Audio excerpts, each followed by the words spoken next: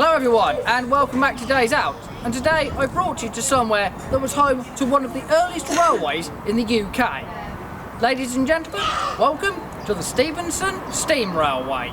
The railway runs for 1 3/4 miles and lies to the west of North Shields, near Percy Main. The earliest railway on the site was the Willington Tramway of 1795, running from Middle Engine Lane to Percy Main. Some of the earliest wagons used were tipper ones, such as this example, one of only 8 survivors. Dating from the 1860s, it was used by the River Weir Commissioners for transporting soil, gravel and rubble. The oldest locomotive in the museum is Billy, built by George Stephenson, the Killingworth Colliery. Now, she was thought to date from 1826, but she's actually been discovered to date from 1816, the main giveaway being the length of the connecting rods from the cylinders to the crank axle. This is why early locomotives such as this were known as travelling engines. The site was later used as a testing centre for the Tyne and Wear Metro. Closed in 1979, the sheds were acquired by the council in 1982. A museum dedicated to the Stephensons was set up starting in 1987 and completed in 1991. Today it's run by the North Tyneside Steam Railway Association on behalf of North Tyneside Council. Another early relic is this Blythe Tyne cab from 1867.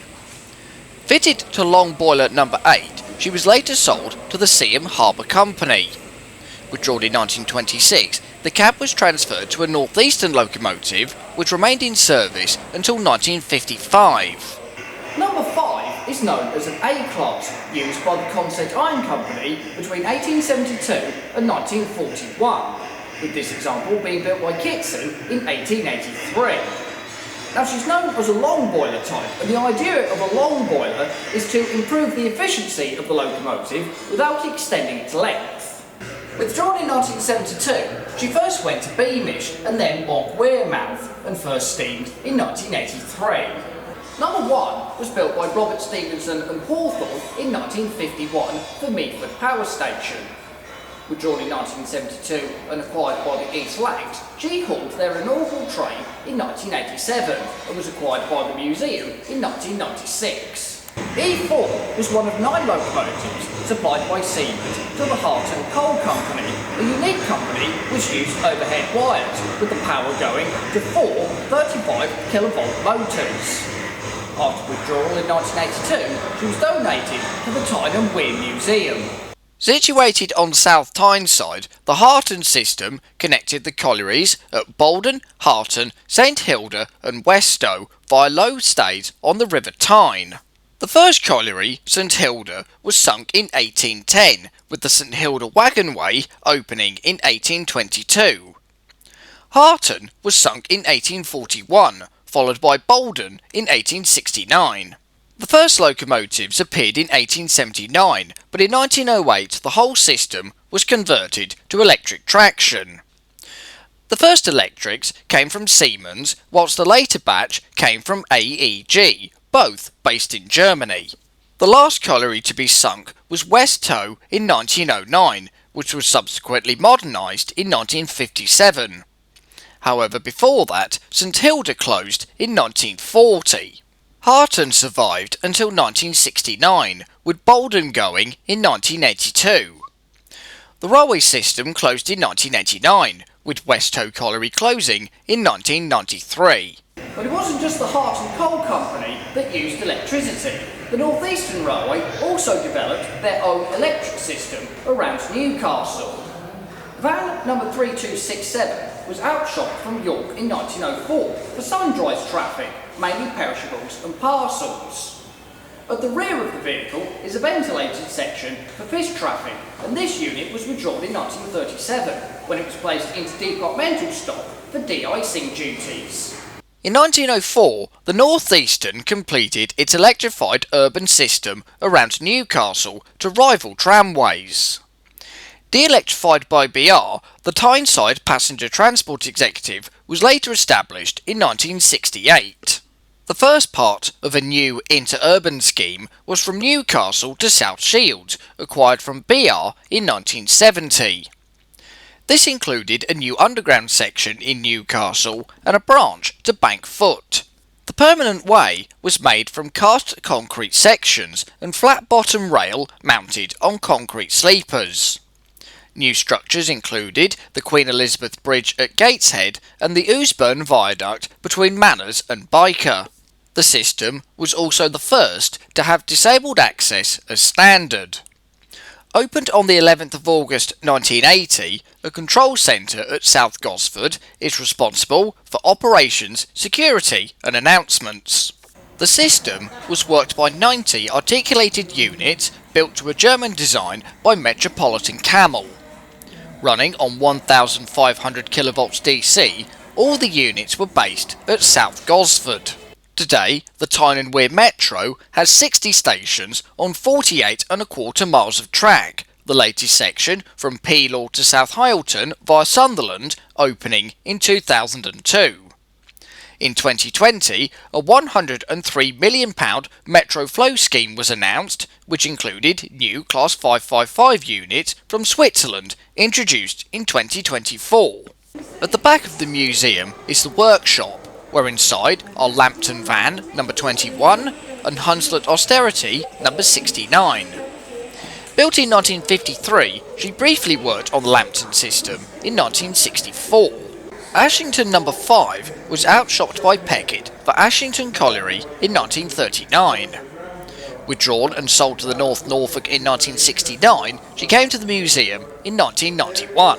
Ashington Colliery was sunk in 1867, with the 2-foot gauge railway from Pegswood to Ashington, where it met the Blythe and Tyne, opening in 1880.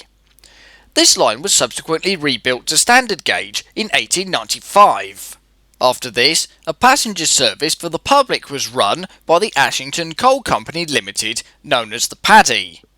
It worked around the clock, with 100 trains on weekdays, 70 on Saturdays and 45 on Sundays. 2 extensions, from Linton to Butterwell and Linemouth to New Biggin, made a complete loop, connecting all the collieries.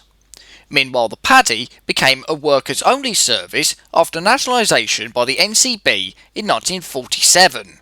The stock of the Paddy consisted of 4-wheeled coaches, but later replaced by bogie stock. Locomotives came from Robert Stephenson and Hawthorn, Hunslet and Peckett, plus second-hand ones from the Glasgow and South Western, Great Eastern, Barry, LBSCR and Hull and Barnsley.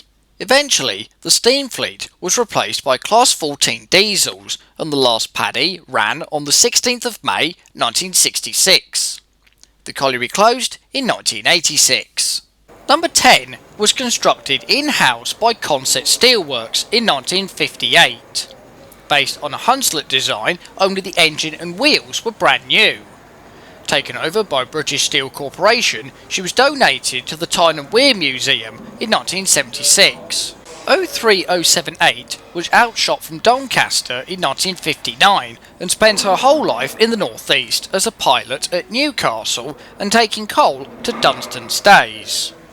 Withdrawn in 1988, she helped construct the railway and is now the main shunter.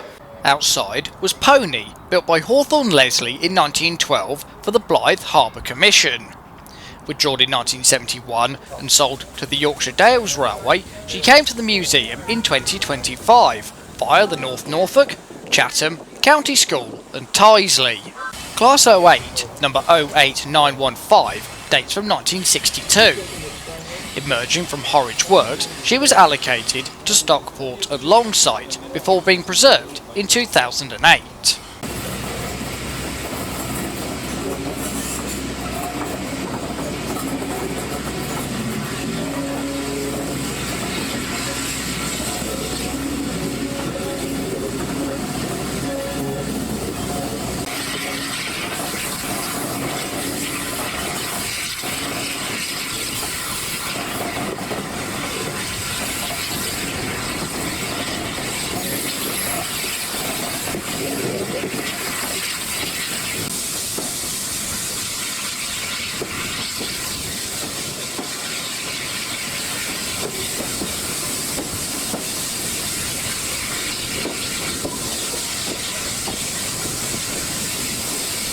The end of the line is at Percy Main, a short distance away from the metro station.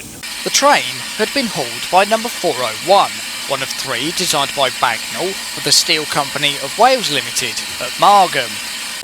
The design is a very modern one, with Walshart's valve gear, roller bearings, a rocking grate and hopper ash pan. Sold to the Austin Works at Longbridge in 1957, she, along with number 403, was sold to the West Somerset in 1973, coming to the museum in 1986.